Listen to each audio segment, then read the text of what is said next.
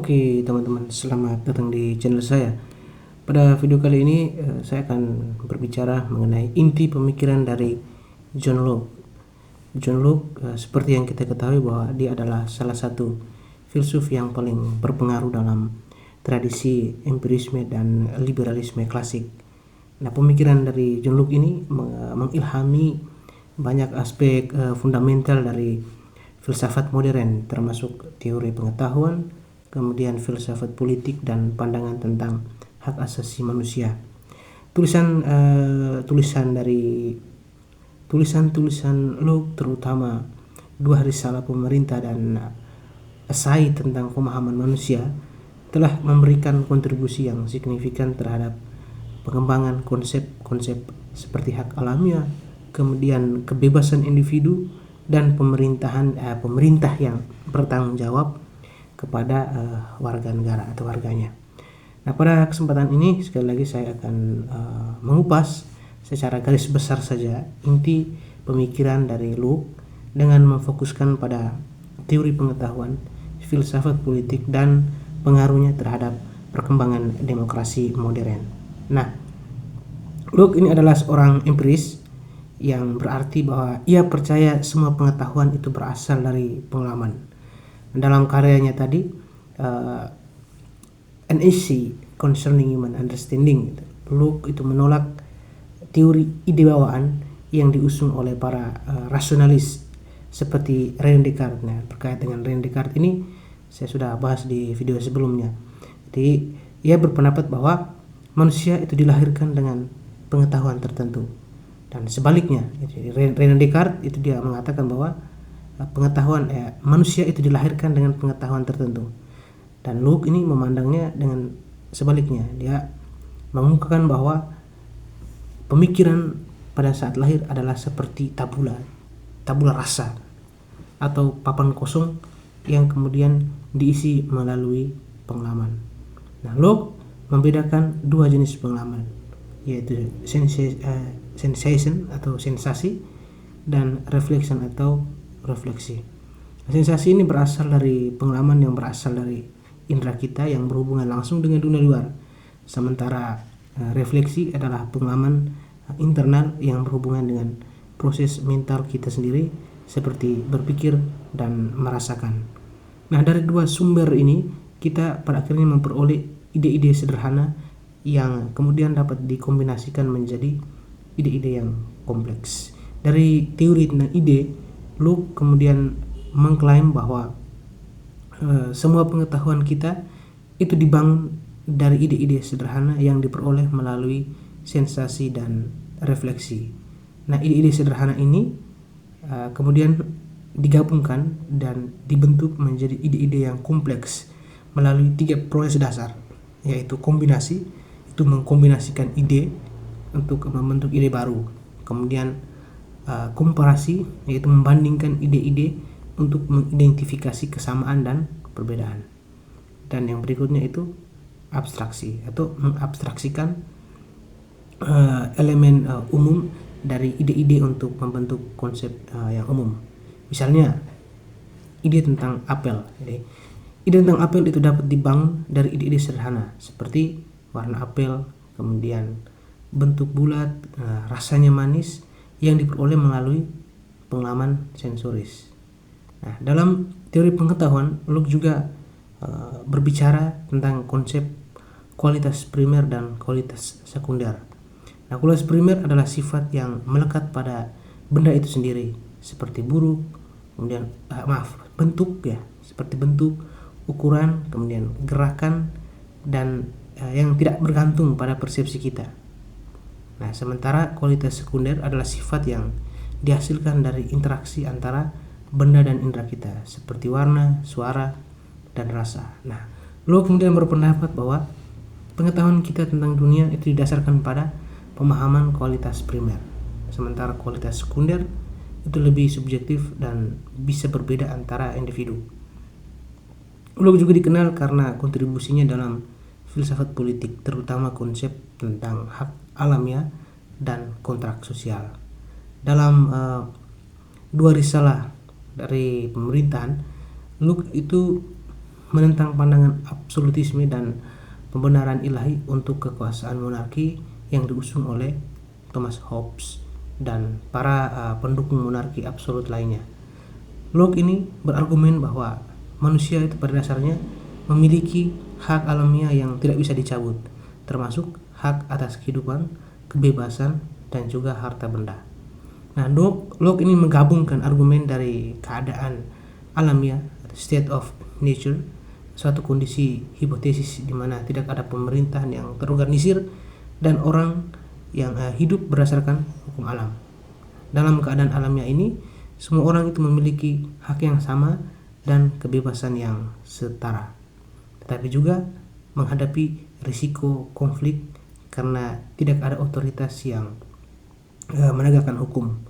Nah, untuk mengatasi masalah ini, individu setuju untuk membentuk masyarakat melalui apa yang disebut dengan kontrak sosial yang melibatkan pembentukan pemerintahan yang memiliki kekuasaan yang terbatas dan bertujuan untuk melindungi hak-hak alamiah mereka. Nah, dalam kontrak sosial, menurut Locke itu berbeda dengan konsepnya Thomas Hobbes. Nah, Locke tidak melihat pemerintahan itu sebagai entitas kekuasaan absolut untuk menjaga ketertiban, melainkan sebagai agen yang bertanggung jawab untuk melindungi hak-hak warganya. Nah, pemerintah yang sah menurut Locke itu harus berdasarkan pada persetujuan dari yang diperintah dan harus mematuhi hukum yang disepakati bersama. Nah, jika pemerintah melanggar hak-hak dasar atau gagal melindungi kepentingan umum, maka rakyat itu kemudian berhak untuk menggantinya. Ya. Ini mencerminkan bahwa pandangan Locke tentang revolusi yang sah sebagai hak yang melekat pada rakyat. Kemudian Locke juga berbicara mengenai hak atas kepemilikan. Hak atas harta benda adalah elemen kunci dalam pemikiran Locke. Ia berpendapat bahwa properti itu berasal dari tenaga kerja individu. Nah, ketika seseorang itu menggabungkan tenaga kerjanya dengan sumber daya alam seperti tanah atau barang, itu mereka menciptakan hak kepemilikan atas produk tersebut. Nah, ini adalah dasar dari teori kepemilikan Locke yang mengklaim bahwa tenaga kerja adalah sumber utama nilai dan hak kepemilikan. Locke juga memperkenalkan prinsip enough and as good yang menyatakan bahwa seseorang itu berhak mengambil dari alam sejauh itu tidak merugikan orang lain dan masih menyisakan cukup untuk orang lain. Namun Locke juga mengakui bahwa sistem uang itu memungkinkan akumulasi kekayaan yang melampaui kebutuhan langsung, tetapi ini masih harus diatur agar tidak menyebabkan kerugian bagi orang lain. Lalu bagaimana pengaruh pemikiran dari John Locke ini terhadap demokrasi dan liberal modern? Nah, pemikiran politik Locke memiliki pengaruh besar pada perkembangan demokrasi modern dan konsep hak asasi manusia. Nah, prinsip-prinsip seperti persetujuan dari yang diperintah dan hak untuk memberontak terhadap pemerintah yang tirani itu menjadi dasar dari banyak revolusi politik, termasuk revolusi Amerika dan revolusi Prancis. Konstitusi Amerika Serikat dan deklarasi hak asasi manusia Prancis itu sangat dipengaruhi oleh ide-ide Locke tentang hak alamiah dan pemerintahan yang terbatas. Locke juga dianggap sebagai pendiri liberalisme klasik yang menekankan pentingnya kebebasan individu, pasar bebas, dan pemerintahan yang terbatas. Nah, pandangan tentang hak-hak individu dan properti pribadi itu kemudian menjadi landasan dari banyak kebijakan ekonomi dan sosial di dunia barat. Ya. Selain itu, pemikirannya tentang toleransi agama dan pemisahan gereja dan negara itulah mengilhami kebijakan modern tentang kebebasan agama dan sekularisme. Kemudian John Locke juga berbicara tentang pemisahan kekuasaan. Kontribusi Locke terhadap ide pemisahan kekuasaan itu juga sangat penting karena dia mengusulkan bahwa adanya pemisahan antara kekuasaan legislatif dan eksekutif untuk mencegah penyalahgunaan kekuasaan. Kekuasaan legislatif yang bertanggung jawab untuk membuat hukum harus terpisah dari kekuasaan eksekutif yang bertanggung jawab untuk melaksanakan hukum. Nah, gagasan ini kemudian diadopsi dan dikembangkan lebih lanjut oleh Montesquieu dan menjadi dasar sistem politik di banyak negara demokratis termasuk di Amerika Serikat. Nah, lalu bagaimana penerapan teori Locke dalam konteks modern? Nah, teori Locke tentang pemerintahan dan hak individu itu tetap relevan dalam diskusi kontemporer tentang hak asasi manusia, keadilan sosial, dan kebebasan ekonomi. Misalnya, prinsip hak atas properti pribadi Locke menjadi dasar dari banyak argumen modern tentang perlindungan hak-hak ekonomi dan kebebasan untuk berusaha. Nah, pandangannya tentang persetujuan dan legitimasi pemerintahan itu juga terus mempengaruhi perdebatan tentang demokrasi dan otoritarianisme di era modern. Di era globalisasi dan digitalisasi, konsep-konsep Locke tentang kepemilikan, kebebasan, dan hak individu itu juga menghadapi tantangan baru. Pertanyaan tentang hak atas data pribadi, privasi, dan hak digital adalah contoh bagaimana pemikiran Locke itu dapat diterapkan dan diadaptasi dalam konteks baru. Misalnya, prinsip-prinsip tentang hak atas properti dan kebebasan pribadi itu dapat digunakan untuk mempertahankan hak atas data individu dalam menghadapi pengawasan pemerintah atau penyalahgunaan oleh korporasi besar.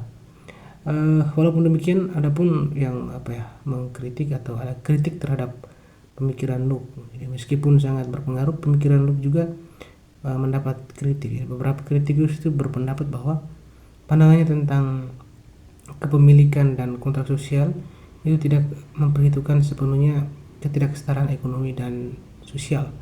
Hak atas properti yang ditekankan oleh Locke itu bisa dilihat sebagai justifikasi untuk akumulasi kekayaan dan penguasaan sumber daya oleh segelintir orang yang berpotensi menindas kelompok lain.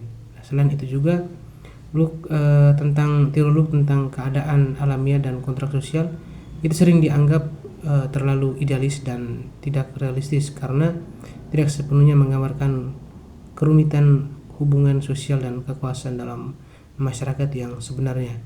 Dalam praktiknya, konsensus dan persetujuan itu seringkali lebih sulit dicapai dan lebih dipengaruhi oleh kekuasaan dan kepentingan tertentu daripada yang diakui oleh Locke. Oke, sekian dari saya. Sampai bertemu lagi di pembahasan yang selanjutnya.